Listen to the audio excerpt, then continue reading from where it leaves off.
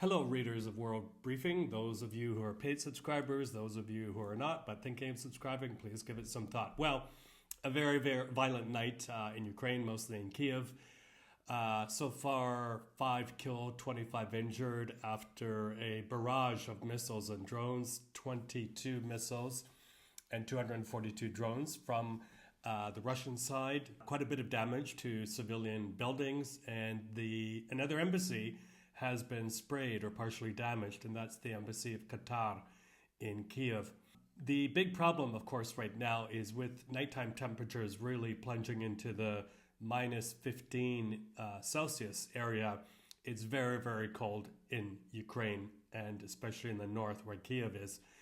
And as I record this, Mayor Klitschko has said that something like half the buildings in Kyiv are without heat right now. The other thing going around on Ukrainian Telegram channels right now is that officials are said to have said that it will be necessary to drain water from the heating pipes so that they don't burst. And of course, if that happens, the heating systems will be inoperable for the foreseeable future.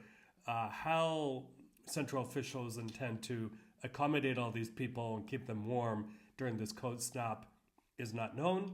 And it also makes you wonder is how prepared were they? We all knew that this cold snap is coming. After all, it was in Europe and then it was headed this way. And it doesn't look like a huge contingency plan there. The other big news, of course, I've just come off of CBS News with Errol Burnett.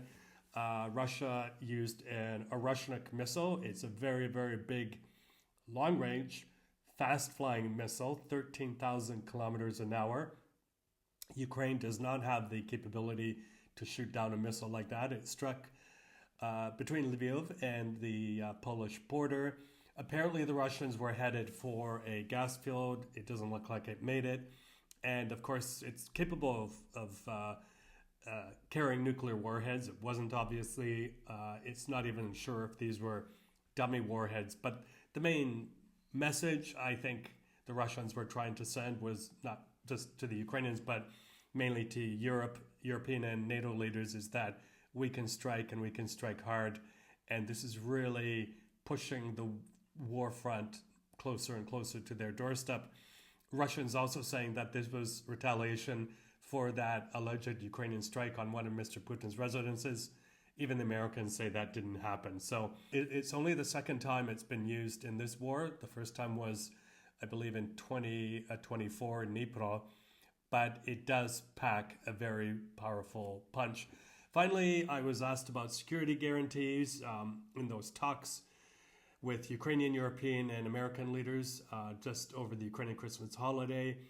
A big deal that the UK and France have agreed to put boots on the ground here to enforce security, but if and only if there is a ceasefire and under certain other conditions. Of course, the Russians have said that is a red line for them, that if foreign troops do come here, they will be legitimate military targets.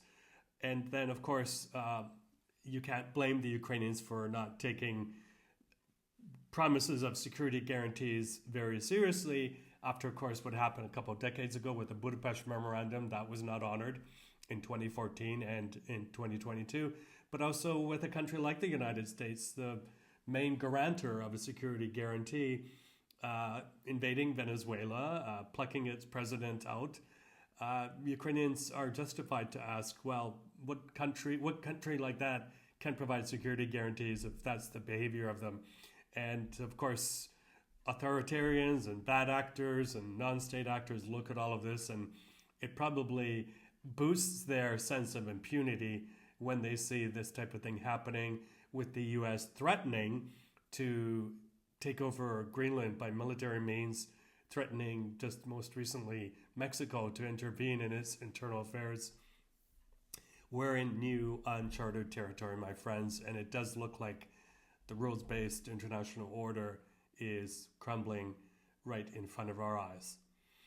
So I will leave it at that. Thank you once again, for your support of World Briefing, and we will see you soon. Bye-bye.